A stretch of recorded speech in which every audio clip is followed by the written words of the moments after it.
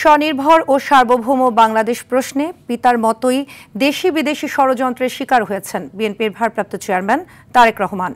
নির্যাতন নির্বাসনে পোড় খাওয়া এই রাজনীতিবিদ ৬০ বছরে পা দিলেন আজ।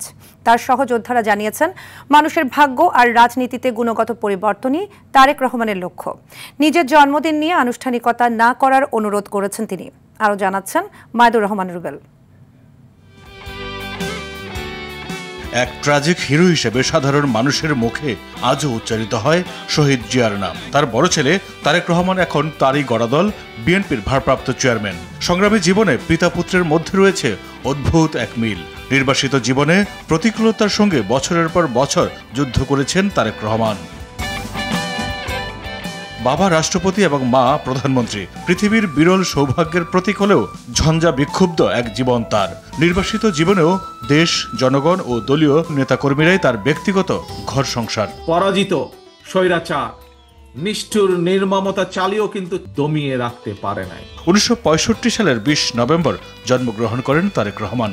রাজনীতির পথ চলা শুরু হয় ১৯৮৮ সালের বগুড়ার গাবতলী থানা বিএনপির সদস্যপদ গ্রহণের মধ্য দিয়ে। ২০০২ সালে দলের সিনিয়র যুগ্ম মহাসচিব আর ২০০৯-এ দলের পঞ্চম কাউন্সিলে সিনিয়র ভাইস চেয়ারম্যান নির্বাচিত হন তিনি। সুষ্ঠু নির্বাচন অনুষ্ঠানের মাধ্যমে দেশের গণতান্ত্রিক ধারা অক্ষুণ্ণ রাখা যায়। তারেক রহমানের ঘনিষ্ঠ সহচর ও উপদেষ্টা ডক্টর মাহাদি আমিন বলেন, নির্বাসিত জীবনে তার মধ্যে কোনো উচ্চাভিলাষ দেখেননি। দেশের মাটি ও মানুষের কল্যাণে কাজ করতে চান তারেক রহমান। ওনার উপর যে আঘাত নেমে এসেছিল সেটাই কিন্তু এই বাংলাদেশের গণতন্ত্র, স্বাধীনতা, সার্বভৌমত্ব সুরক্ষার জন্য। হয়তো ঘুমের বাইরে সারাটা ক্ষণ কিন্তু উনি দেশেরই সেবা করে যাচ্ছেন, দেশের জন্য কাজ করে যাচ্ছেন। নবপ্রজন্মের নতুন ভাবনায় দেশের সামাজিক অর্থনৈতিক কাঠামো পরিবর্তনের মাধ্যমে বদল করতে চান দেশের মানুষের ভাগ্য।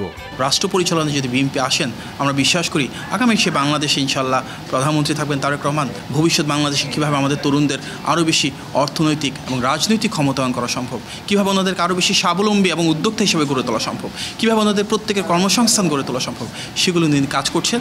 বিএনপির স্থায়ী কমিটির সদস্য ডক্টর মোশাররফ হোসেন বলেন, জন্মদিনে চাকচিক্য নয়, মানুষের পাশে থাকতে চান তারেক রহমান। তারেক রহমান তার জন্মদিনকে সেইভাবে পালন করার ব্যাপারে ডিসকারেজ করেছে। 111-এর সরকার তারেক রহমানকে গ্রেপ্তার করে আমাদের সামনে থেকেই তাকে জিজ্ঞাসাবাদের জন্য নিয়ে যাওয়া হয়, হুইল চেয়ারে নিয়ে আসা হচ্ছে। মেরুদণ্ড স্লিপ ডিস্ক হয়ে গেছে।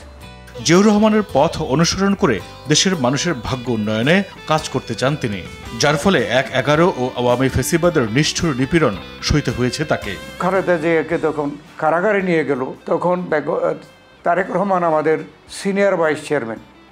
তখন সিনিয়র ভাইস চেয়ারম্যান থেকে তাকে ভারপ্রাপ্ত চেয়ারম্যান এই আমাদের দল তাকে নিয়োগ করে এবং সে ভারপ্রাপ্ত চেয়ারম্যান হিসাবে দলকে এবং আমাদের দেশের আন্দোলন সংগ্রামকে নেতৃত্ব দেয়। আওয়ামী লীগ তো সব দিকের চেষ্টা করেছে বিএনপিকে ধ্বংস করে ফেলার জন্য। ২০০৭ সালে গ্রেফতারের পর নির্মম নির্যাতনের কারণে পরের বছর চিকিৎসার জন্য লন্ডনে যান তারেক রহমান। তার দেশে ফেরার অপেক্ষায় এখন উন্মুখ হয়ে আছে দলের লাখ লাখ নেতাকর্মী এবং সাধারণ জনগণ। মাইদুর রহমান রুবেল, RTV, ঢাকা।